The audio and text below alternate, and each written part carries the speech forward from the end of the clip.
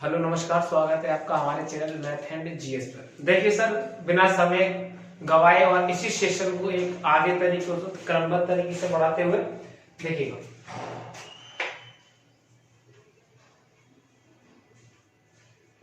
शाहजहां भाग 2, यानी आज शाहजहां की जो होगी वो क्लास नंबर 2 पर बात करेंगे। जितना भी हमने पहले पढ़ाया था वो क्लास नंबर 1 आप पहले जाकर प्ले लिस्ट में जाकर उसको देखिएगा। जो वीडियो हमने शाहजहां के ऊपर आपको बनाई है और प्रोवाइड कराई है उसको आप अच्छे से पढ़िएगा और उसके बाद तब इसको देखिएगा, आपको ज्यादा बेहतर तरीके से अच्छे से समझ में आएगा। ऐसा उम्मीद और आशा आपसे करते हैं। देखिए सर, मैंने आपको पहले ये बताया था कि शाहजहां के जो बेटे थे, जो प्रमुख दक्षिण भारत में बड़ी बड़ी महत्वपूर्ण रियासत जिनमें कि आपको बताया था, इसने आगे प्रशासनिक में 1631 ईस्वी में शाहजहां ने दक्षिण भारत पर की महत्वपूर्ण रियासत जिसको अहमदनगर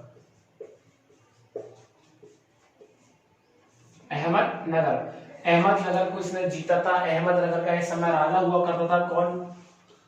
हुसैन शाह। हुसैन शाह को पराजित किया और हुसैन शाह को अपनी अधीनता स्वीकार करता है और अहमदनगर को अपने साम्राज्य में मिलाता है। इसके बाद मैंने आपको बताया था सर 1636 ईस्वी में इसने अभियान चलाया था। कहां पर? बीजापुर पर। इस समय बीजापुर का शासक था, इसका नाम था कुतुब शाह, और कुतुब शाह को अपनी अधीनता स्वीकार करता है और एक महत्वपूर्ण रियासत बीजापुर को भी अपने साम्राज्य में मिलाता है। कुतुब शाह का एक वजीर था। मैंने आप वजीर का मतलब सर क्या होता है? तो वजीर का मतलब होता है प्रधानमंत्री। इस वजीर का नाम था, जिसका नाम था मीर जुमला, या आप यूं बोले तो मीर सैयद भी कह सकते हैं इसे। जिसके द्वारा इस मीर जुमला या मीर सैयद ने ही शाहजहां के लिए हीरा गिफ्ट किया था। कौन सा? कोहिनूर हीरा। कोहिनूर का हीरा गिफ्ट किया गया था मीर जुमला के द्वारा। इसी क्रम में अगर और देखना चाहें तो शाहजहां ने ही 1636 में अभियान चलाया था सर। कहां पर? गोलकुंडा पर। इस समय गोलकुंडा का शासक था जिसका नाम था आदिल शाह।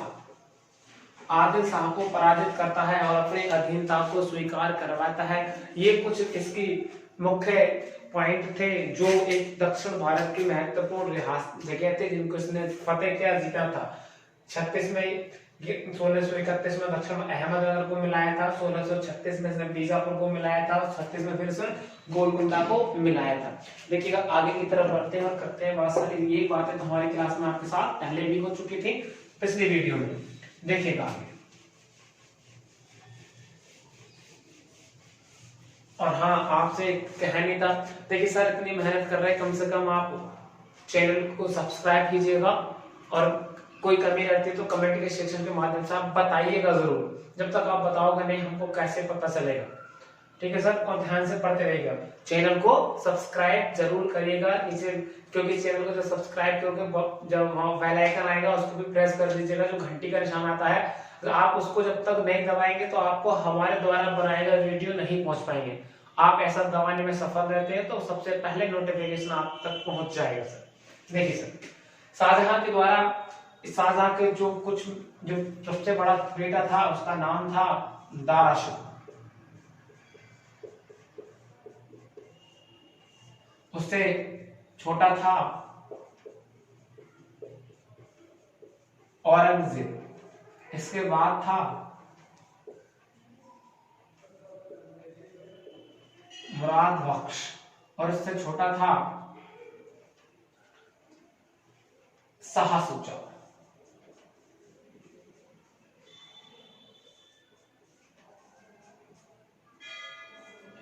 चार खबर मिलती थी, सुनने में आया और उल्लेख मिलता है कि 1656 से 57 के मध्य शाहजहां बुरी तरह से सर क्या था? बीमार रहने लगा। अब जैसे ही बीमार रहने लगा और इतना खतरनाक और जबरदस्त तरीके से शाहजहां बीमार होने लगा कि अब ऐसा लगता था कि शाहजहां बिल्कुल बचेगा नहीं। तब उल्लेख मिलता है दरबार में ये चर्चा थी कि राजा कौन बनेगा, और इस समय देखें तो ये मुराद बख्श मुगल प्रतिनिधि के रूप में तैनात था सर। कहां पर? गुजरात में। यहाँ पर मुगल प्रतिनिधि के रूप में तैनात था गुजरात में, और शाह सुजा मुगल प्रतिनिधि के रूप में तैनात था बंगाल में। जैसे ही पता लगा शाह, और ये दोनों जो भाई थे दारा शिकोह और औरंगजेब, ये दोनों कहां पर थे? आगरा में। उल्लेख मिलता है जैसे ही पता लगा कि राजा कौन बनेगा और राजा के लिए दिक्कतें थी, तो वो सामने उल्लेख तो ये था प्रशासनिक में कि राजा का बेटा ही राजा बनेगा, लेकिन जैसे ही मुराद बख्श को लगा और इन सबको लग रहा था, तो ये मुगल प्रतिनिधि के रूप में गुजरात में तैनात था, शाह सुजा बंगाल में तैनात था। यही जब की टाइम है जब ये शाहजहां बीमार होने लगा। अब ऐसा निश्चित था कि शाहजहां बचेगा नहीं। तो सुनिएगा, गुजरात में अपने आप को स्वतंत्र शासक घोषित कर देता है भारत का कौन? मुराद। गुजरात में अपने आप को स्वतंत्र शासक घोषित कर देता है भारत का मुराद। तो दूसरी तरफ शाह सुजा भी बंगाल में अपने आप को भारत का स्वतंत्र शासक घोषित कर देता है, स्वतंत्र शासक घोषित कर देता है। देखिएगा अब क्या होता है, जो शाह सुजा होता है, सुजा निकलता है आगे अधिकार करने के लिए आगरा की तरफ। कहां? आगरा की तरफ। जैसे ही सुजा बंगाल से आगरा की तरफ रवाना होता है, यानी अधिकार करने के लिए बढ़ रहा होता है, तब दारा शिकोह आगरा से पहले ही सुजा के लिए पकड़ लेता है। आगरा में घुसने से पहले ही बहादुरगढ़ गांव में, बहादुरगढ़ का गांव था, बहादुरगढ़ का यहीं पर रोक लेता है शाह सुजा, और दारा शिकोह के बीच में संघर्ष होता है, यानी कि इसे कहते हैं बहादुरगढ़ का युद्ध। बहादुरगढ़ का युद्ध ये हुआ था सर 14 फरवरी 1658 के दिन, मतलब वैलेंटाइन डे के दिन। वैलेंटाइन डे के दिन बाबर का भी जन्म हुआ था 14 फरवरी का, वो भी, और 14 फरवरी के लिए ही आपसे पूछा जाएगा बहादुरगढ़ का युद्ध हुआ था। बहादुरगढ़ का जब युद्ध हुआ था, एक के मध्य यहाँ से इस प्रकार किया गया था। देखिएगा यहाँ पर बुरी तरह परास्त होता है शाह सुजा और भागकर चला जाता है कहां पर? बंगाल में। तब उल्लेख मिलता है कि आगे अधिकार करने के लिए दोबारा इसी क्रम में आगे बढ़ता है अधिकार करने के लिए कौन?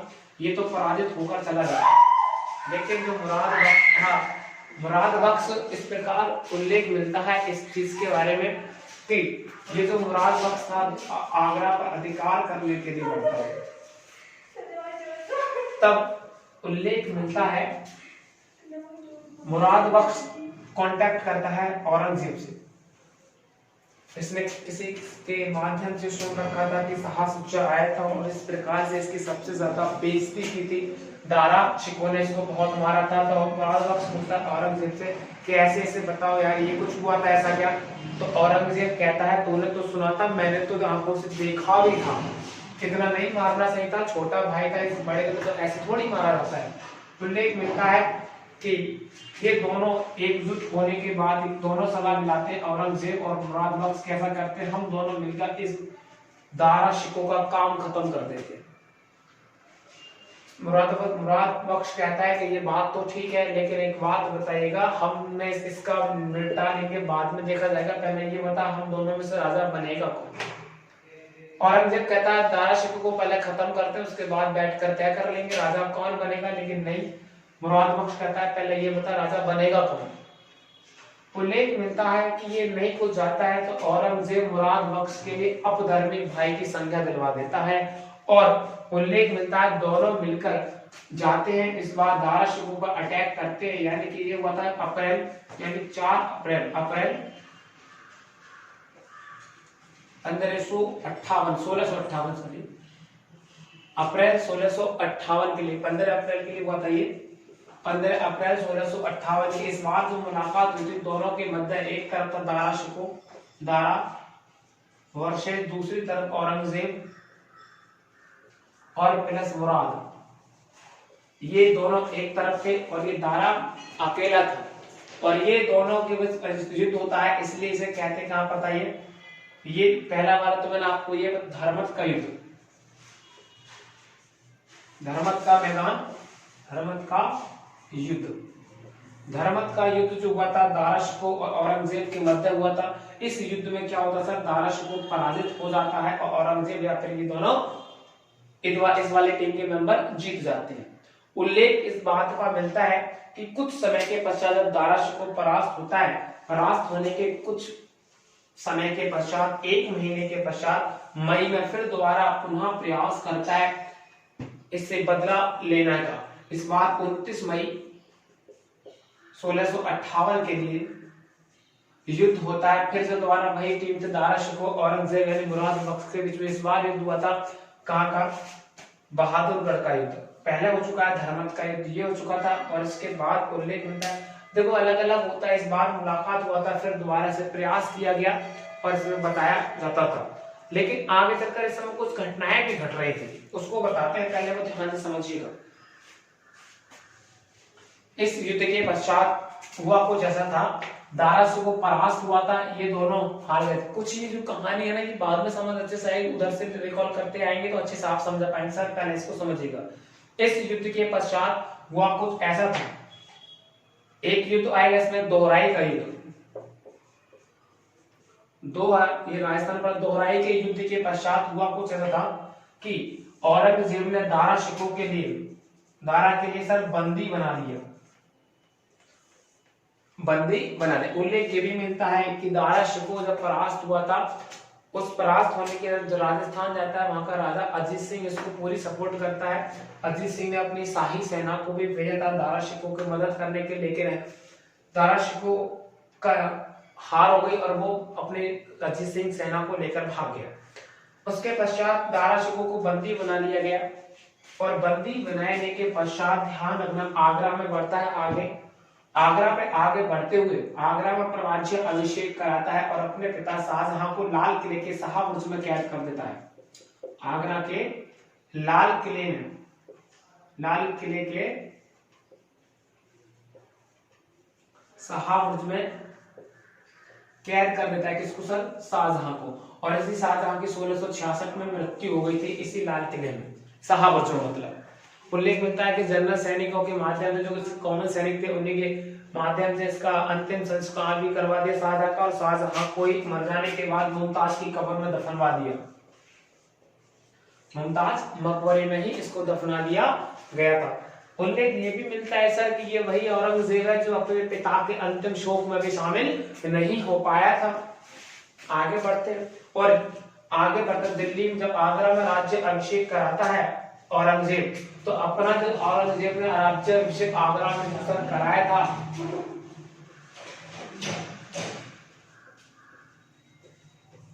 वो अबुल मुजफ्फर के नाम से कराया था।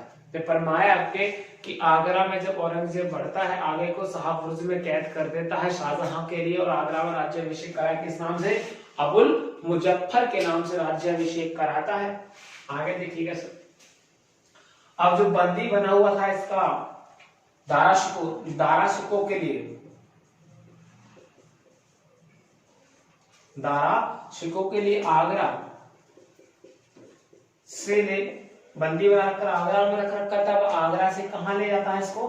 दिल्ली में जाकर इस दारा शिकोह पर मुकदमा चलाया जाता है और इसके लिए अपधर्मी राजकुमार की संज्ञा दी जाती है। इसको अपधर्मी राजकुमार की संज्ञा दी जाती है। उल्लेख मिलता है कि इसको अपधर्मी राजकुमार सिद्ध हो जाने के पश्चात इसके लिए मृत्यु पनिशमेंट दे दी जाती है। किसके लिए? दारा शिकोह के लिए मौत या फरमान या फांसी पर इसको चढ़ाया जाता है। उल्लेख ये भी मिलता है कि सर जिस समय दारा शिकोह को दिल्ली में फांसी दी जा रही थी, दिल्ली की जनता सड़कों पर उतरकर पूरी तरह से बेहाल हो रखा था, यानी कि जनता रो रही थी। कहा ऐसा जाता है, एक इतिहासकार हुआ लेनफुल और एक हुआ बर्ने, ये दोनों इस बात को बताते हैं कि भारत का दुर्भाग्य था और दारा की बदनसीबी थी। कई बार इस स्टेटमेंट को दोहराया भी गया है सर, क्योंकि दिल्ली की जनता क्यों रो रही थी जब दारा को फांसी दी जा रही थी, दारा का जनाजा जब निकाला जा रहा था, दिल्ली की जनता की आंखों में क्यों आंसू थे, इस विषय को समझिएगा। देखो कहा ऐसा जाता है सर इसके बारे में कि जो दारा शिकोह था ये दूसरा अकबर था,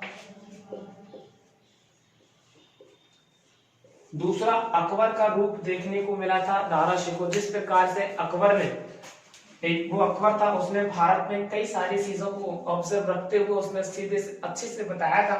जैसे हिंदू धर्म के लिए उसने बहुत सारे काम किए थे, हिंदू धर्म के लिए बहुत ज्यादा काम किए थे अकबर ने। जैसे वो सब के सब काम हर धर्म के व्यक्तियों की बात सुनता। जैसे मैंने आपको बताया था 1562 में अकबर ने क्या करा था, 1563 में भी अकबर ने कुछ किया था, और 1564 में, ये 3 लगातार क्रम थे।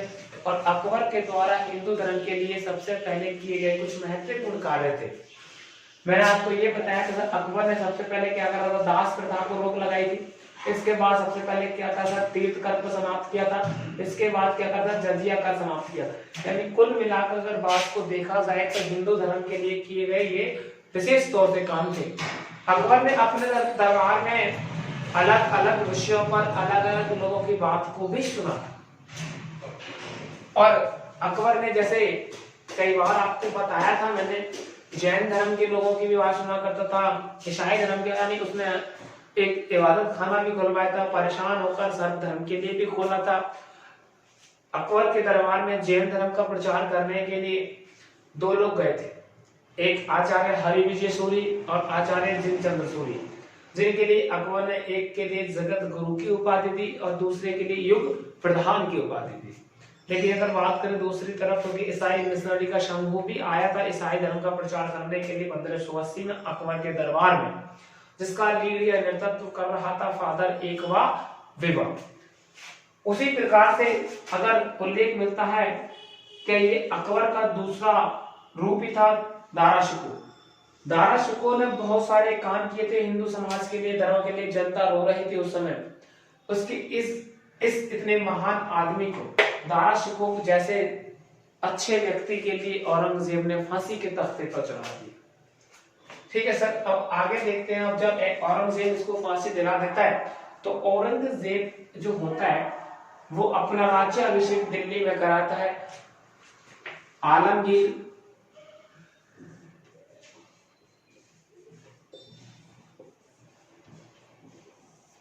बहादुर के नाम से, आलमगीर बहादुर के नाम से अपना राज्य अभिषेक कराता है। देखिए सर, बादशाह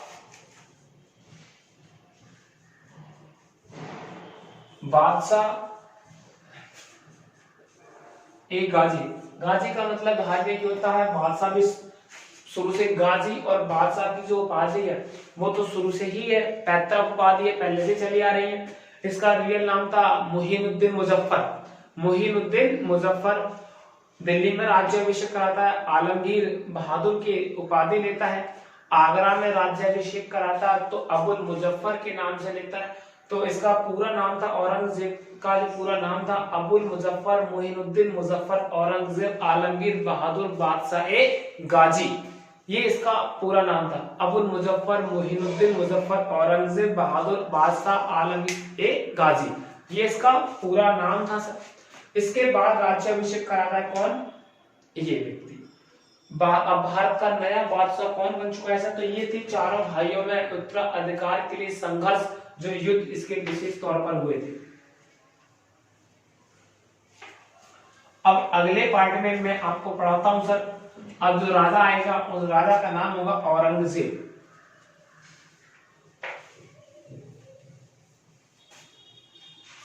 1707 तक।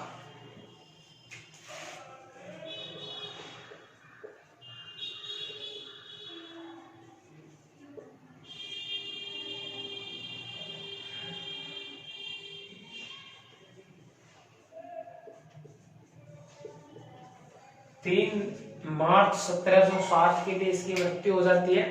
और इसके बाद औरंगजेब की मृत्यु के बाद सर, अब ये लास्ट है इस मुगल काल का, ये लास्ट रूलर है। इसके बाद इसके जो वंशज आते हैं औरंगजेब के बाद, औरंगजेब के बाद जो वंशज आते हैं वो सर इतना, इसके बाद पतन चालू हो जाता है, आप यूं कह सकते हो मुगलों का। क्योंकि इसके बाद इसके वंशजों में कोई भी ऐसा बेटा इसका नहीं था जो मुगल सत्ता को अच्छे से चला सके, उसको चरम सीमा तक लेके जा सके। पतन चालू था, कोई इसमें इतना योग्य नहीं था। इसके 4-5 बेटे थे, मुअज्जम आजम, कामबख्श, मोहम्मद सुल्तान, अकबर द्वितीय। इसके औरंगजेब के 5 बेटे थे, मुअज्जम आजम, कामबख्श, मोहम्मद सुल्तान, अकबर द्वितीय। और पूरे विस्तार रूप से मैं अच्छे से इसकी कहानी आपको सुनाता हूँ औरंगजेब की। औरंगजेब भी ऐसा था, इसने कभी राजकोषीय पैसा अपने खर्चे और काम में नहीं लिया। अपने स्वयं के पर्सनल खर्चे टोपी सीकर टोपी बनाता था, उससे अपने खर्चे चलाता था। ये दूसरा सुल्तान था, इससे पहले नासिरुद्दीन महमूद शाह भी दिल्ली सल्तनत के अंदर हुआ है, लेकिन ये भी था। इसके इस चाल चलन को देखकर लोगों ने इसको जिंदा पीर की संज्ञा भी दी है, जिंदा पीर के नाम से इसको जानते भी हैं। बहुत सारी बातें थी इसके बारे में जानने के। एक सच्चा मुसलमान था जो 5 वक्त की नमाज भी अदा किया करता था। सब कल के लिए आपको एक नए वीडियो के साथ और एक नए सेशन के साथ मैं आपके साथ पढ़ाता हूँ। जब तक आप इस वीडियो को देखिए, ये होता है पूरा खत्म पूरी तरीके से शाहजहां। कल के टॉपिक में जो होगा सर वो टॉपिक पूरे तरीके से कराया जाएगा औरंगजेब के वेश पर। जब तक आप इसको समझिएगा और देखते रहिएगा, और जो भी कमियां हैं आप चैनल को ज्यादा से ज्यादा सब्सक्राइब कीजिएगा, लोगों तक इसको पहुंचाइएगा। और अभी देखिए क्या कर रहा है सर, कोई भी रैंडमली टॉपिक उसको नहीं पढ़ाया जा रहा है पूरी तरीके से। यहाँ पर जो भी है सिलेबस को पूरी अच्छे से ढंग से एक्सप्लेन करके पढ़ाया जा रहा है, चाहे आपका बैच कोई सा भी मैटर करता हो। बट अब आप चैनल को ज्यादा से ज्यादा फॉरवर्ड करेंगे, लोगों तक इसको पहुंचाएंगे, तो एक उनके आप अपने फायदे के लिए मत देखिएगा, आप अपने दोस्तों के फायदे के लिए भी कीजिएगा। ऐसा कुछ नहीं होगा, कंपटीशन बढ़ सकता है। अगर आप सोचते हो दोस्तों को ये बात बताई जाए तो कंपटीशन बढ़ जाएगा, बट ऐसा कुछ नहीं होगा। आप अपने तरह से मेहनत कीजिएगा सर, और मिलते हैं कल आपके साथ एक नए सेशन के साथ। थैंक्स टू और थैंक यू फॉर, धन्यवाद, नमस्कार।